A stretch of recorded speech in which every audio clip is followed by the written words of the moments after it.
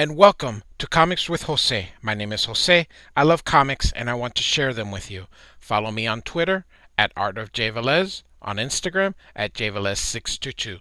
We're going to review some comics that I like, that I love, and some that I don't like or love. I own all the comic books that I am showing. Even though we're going to be looking at them digitally, I actually have copies of every single comic book that we are going to review. Like and subscribe, and thanks for listening. Hello, everyone. Thanks so much for joining me here.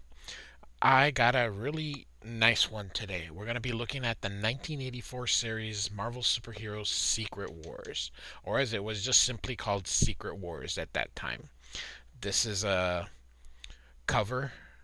remake of the original #1 cover by Alex Ross, who, look at this beautiful cover. We'll linger on that. Alex Ross is such a great artist. Look at that. You can even see Captain America's reflection there. The Wasp. Just amazing. So, we're going to look at it here in just a second. We're going to try to go through the entire 12 issue, and we're just going to be really quick. Um, so, so the series really began in a couple of the singular issues and then went and begun the bigger things. So it starts off here with Amazing Spider-Man 251. There was, how these heroes arrived in Battle World. Well, they kind of just he explained it to you there, and then so that's Amazing Spider-Man, and then he goes into Battle World, and you can see there where it continues, and then it resumed again the following issue. So, um, or it resumed, meaning the next issue moved after the 12 issue limited series. So, and then X-Men 180. That's how the X-Men ended up there. And then Iron Man 181. And by the way, Jim Rhodes, not Tony Stark, was Iron Man during this time. Then Hulk 294.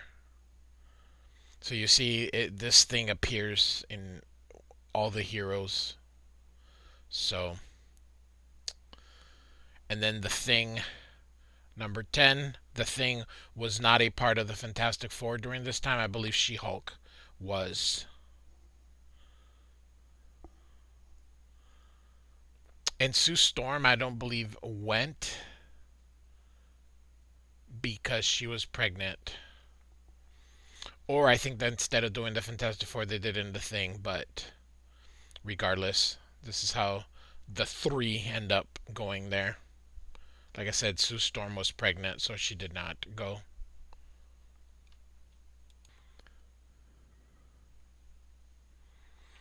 And then in Thor 341,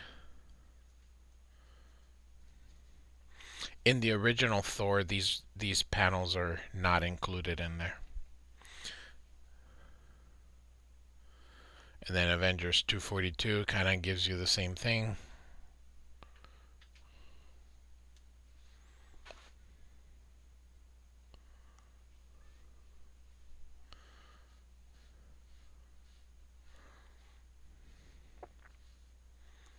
It's a little bit more um, complete than the one in Thor.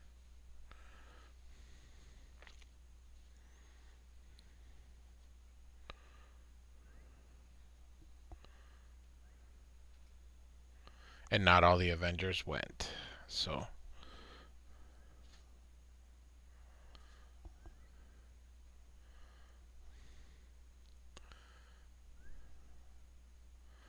and then the Fantastic Four, as you can tell, Sue Storm, or as I told you, Sue Storm didn't go.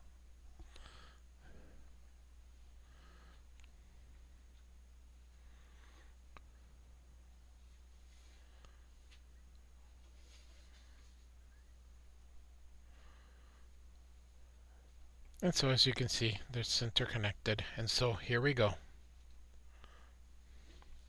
Here's the original cover. Great stuff.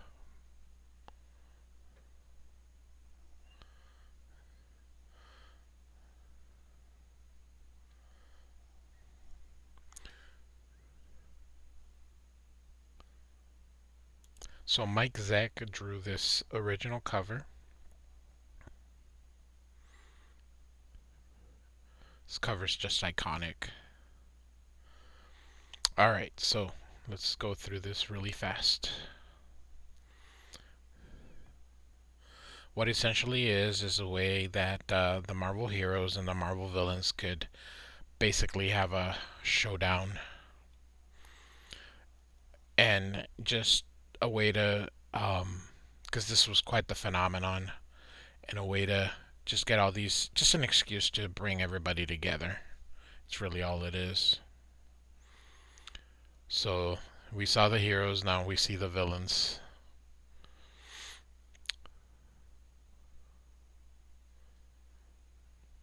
You know, they brought out Dr. Octopus for Spider-Man, and then a couple of Avengers villains, Doctor Doom, Magneto.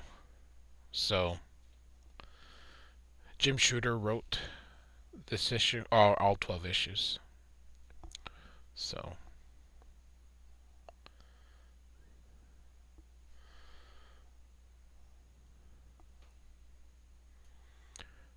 it's kind of a amalgam of all these different areas of Earth, or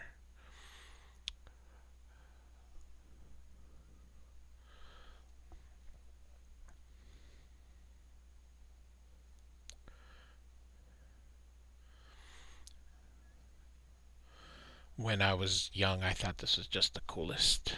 So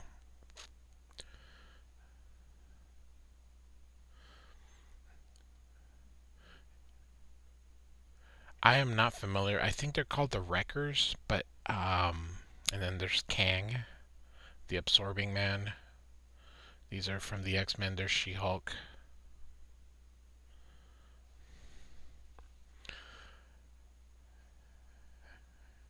Galactus is in there. So this is quite the.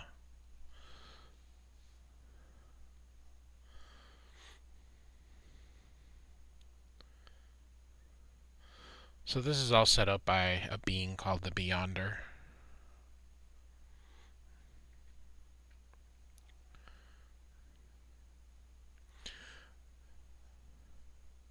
There's plenty of information out there about the Secret Wars. Just kind of looking at it, but you're free to go out there and um, look at all this.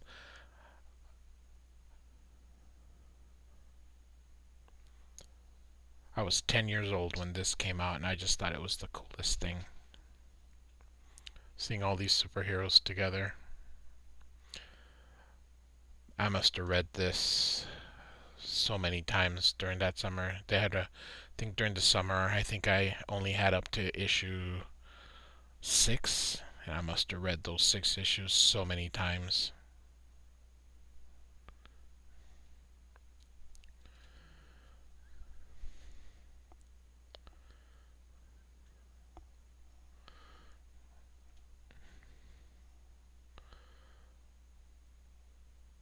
Seeing Mike Zeck draw these, it's just a real pleasure. He was rather unknown at that time. He just came out of nowhere. And even nowadays, he doesn't have a big body of work. So,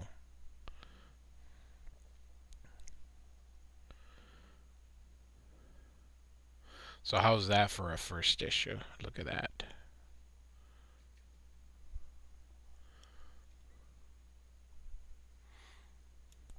So the villains here are Kang, the Enchantress, the Absorbing Man, the Molecule Man, the Lizard, and then we have the Wreckers here. I think this is, or the Wrecking Crew, I guess. Thunderball, um, a Pile Driver, or this the Wrecker. I really don't know. I think this is Bulldozer. and maybe this is Pile Driver, but and then of course Doctor Octopus. So not very familiar. I know that they're Avengers villains, but anywho,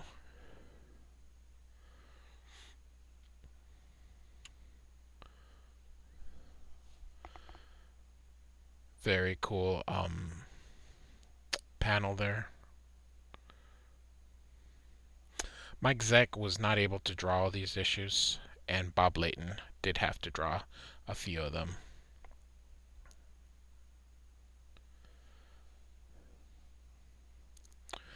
Of course, the Secret Wars is pretty famous for the bringing the black costume for Spider-Man, and of course, Doctor Doom is, of all the villains, he's the main villain.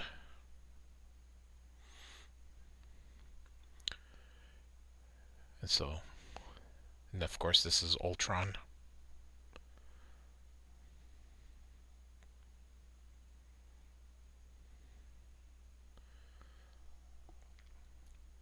So I am going rather fast, like I said. Not really reviewing each issue, just kind of moving along, because just trying to do all 12, hopefully without breaking it up. Depends how long this is. So just letting people be able to look at this really cool art. There's some really memorable things. All in all, it did a very good job as far as being a crossover. So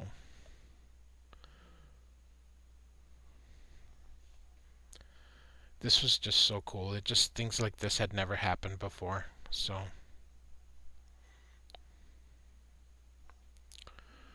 and Doctor Doom, of course, is the superior villain.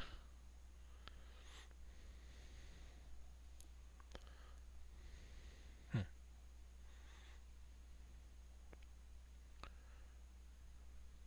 This is the Wasp,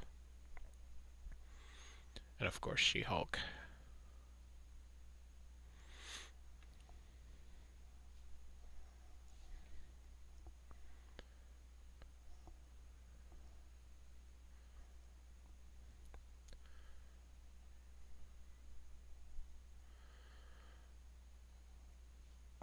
So we have several, because we have several villains here, we have to, it's kind of like a wrestling match where you have multiple wrestlers. Everybody kind of gets a spot during this series. Everybody gets a little bit of time to shine. So that's the end of issue 2. Here comes number 3. When I was young, this was my absolute favorite. This is as the X-Men are gaining their biggest popularity.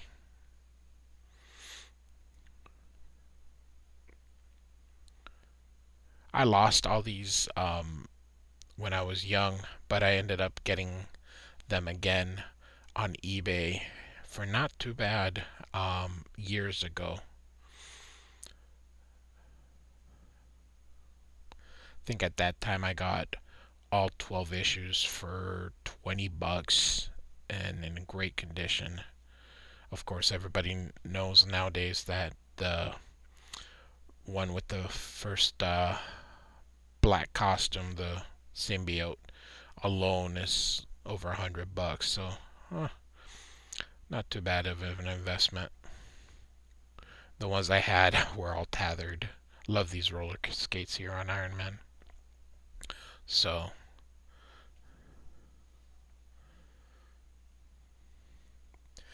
the Hulk has the intelligence of Banner here. So Spider-Man overhears that the X-Men are going to throw in with Magneto.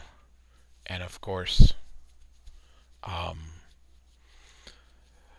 Professor X feels that Spider-Man is listening, and of course, he is going to tell on them. So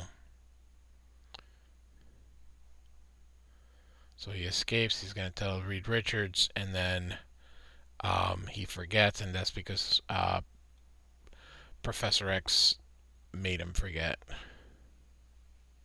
So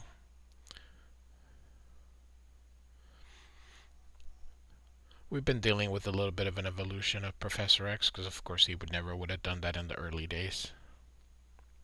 So Magneto sort of has his own thing. The Wasp joined him, and so Doctor Doom has his own thing. This is the first. He's gonna create two new villains here from the people that were in those little towns. This is Titania and Volcana, I think. So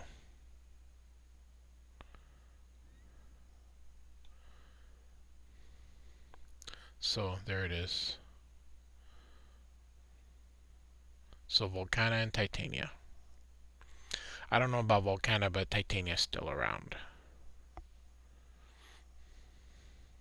She's always hooked up with the Absorbing Man.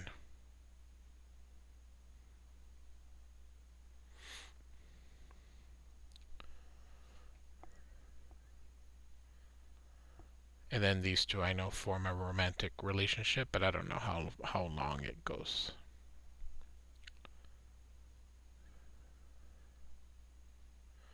So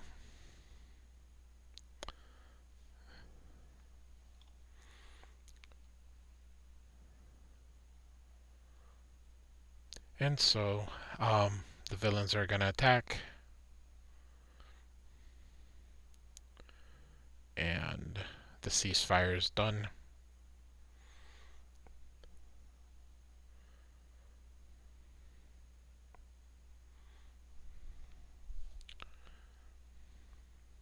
It's very funny. At least she had time to change.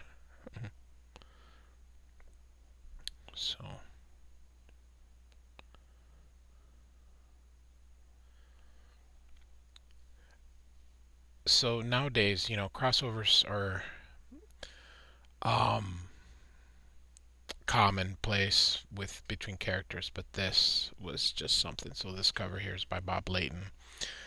I thought this was also one of the cooler issues. So you can see he's holding all this.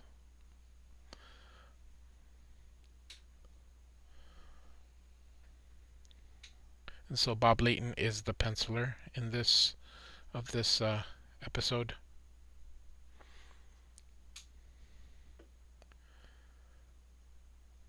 And they think they dispatched all the heroes. And he's trying to impress her, so he picks up this mountain range because the Molecule Man is incredibly powerful. And if you've seen the new Secret Wars, the more current one, you'll see. And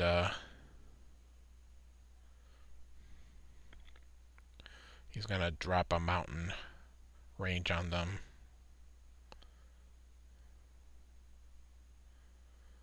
So the villains celebrate. Of course, Thor is with the Enchantress, and he feels that earthquake from those mountains. And so they go, and he's all alone.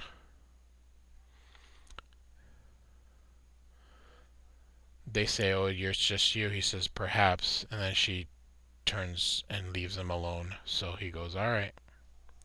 So he's gonna fight everybody by himself.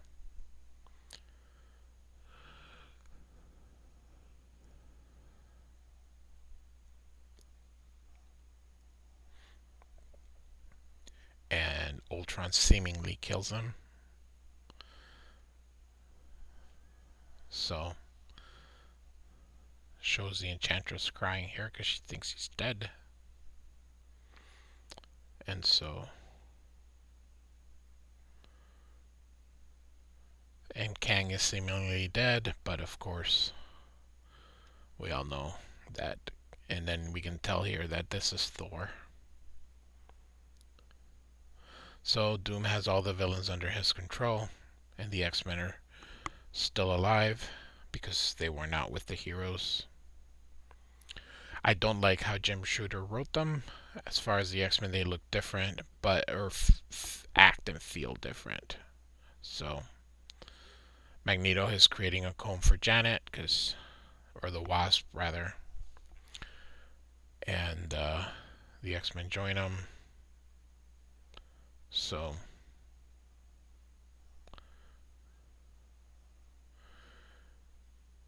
anyway, the Wasp says that she's only was with him just to try to get information, and so the X-Men are not this wussy. Spider-Man took them, now the Wasp is taking them. I think Jim Shooter had a thing against the X-Men. They were clearly Marvel's, at that time they were becoming Marvel's best-selling title. And the Hulk is holding that mountain range up, or at least the part that's holding the heroes. And so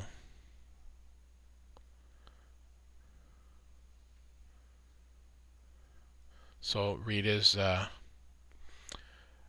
coming up with a plan to get everybody out, and he's making the Hulk angry, calling him names and stuff like that. Part of it you'll see why in a moment. So they're able to get out, blast a big hole. Thor's waiting for them. He tells them that he's sorry. He just knew that the stronger, the angrier Hulk got, the stronger he got. So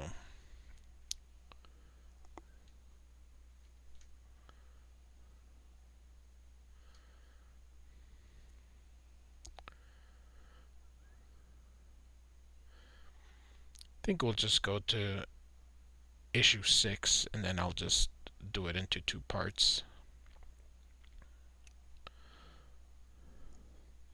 We've been at this already 20 minutes.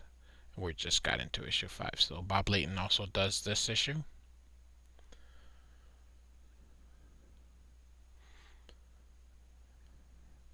And you can see that this series just had all the stuff that a 10-year-old boy would think is just so cool. So these are people from different races, different species of from that the Beyonder put together. So Beyonder's like some sort of godlike creature. So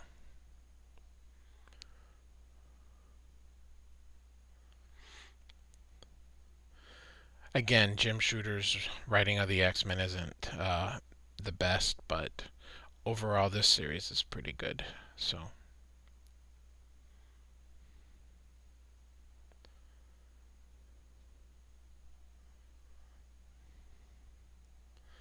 and as you can see, Volcana and the Molecule Man have a bit of a relationship. So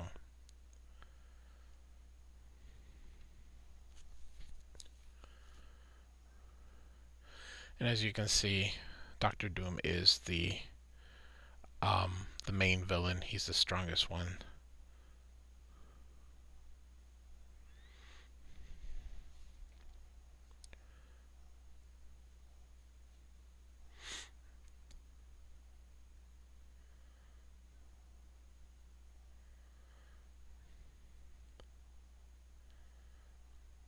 It's just kind of cool to see all these heroes, all these villains all together. I'm still a sucker for all these crossovers. Lets you know that that universe is connected. So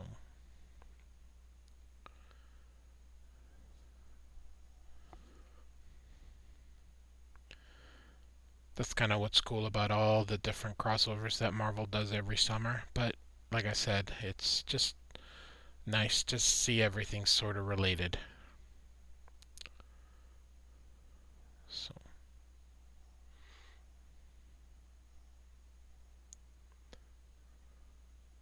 So they see Galactus is kind of putting things together. Galactus is going to try to eat the planet. So we're going to stop after issue 6 here. So we will just kind of do one more here and then end it. I don't want to do like an hour video. So Mike Zeck here returns his penciler. And so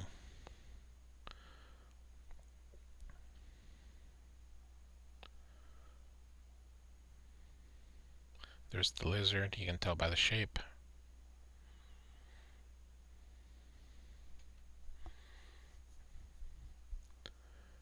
And then we have Claw, who is one of the he was in the Fantastic Four, or not in the Black Panther movie. So,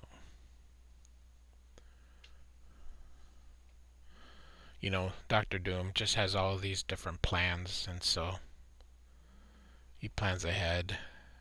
He's probably the most dangerous of all the villains.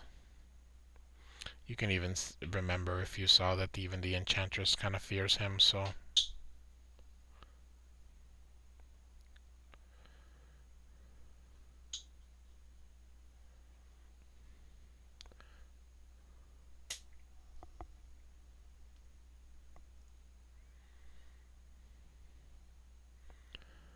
And Colossus falls in love with her, but he's in love with Kitty Pryde on Earth, so um,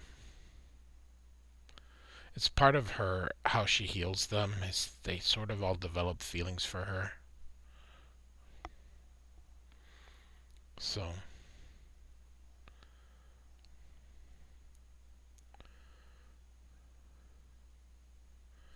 and as we discover Hulk, even though this is the Hulk with Banner's intelligence, we've learned that all these Hulks are different. Uh, they're all different personalities. So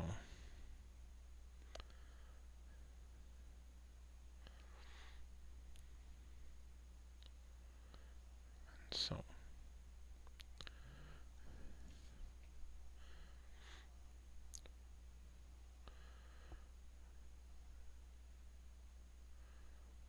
and then the Wolverine. Wolverine had changed during this time, but Jim Shooter's still kind of riding him like a savage. So, like I said, I don't think Jim Shooter did a good job writing the X-Men, but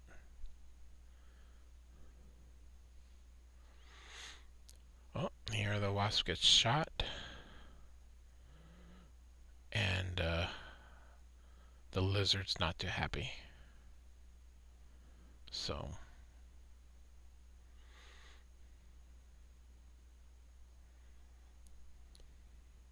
And Galactus continues building his little contraption. Alright, we're just going to end it here. So, Secret Wars 1 through 6. Like and subscribe. Thanks for listening.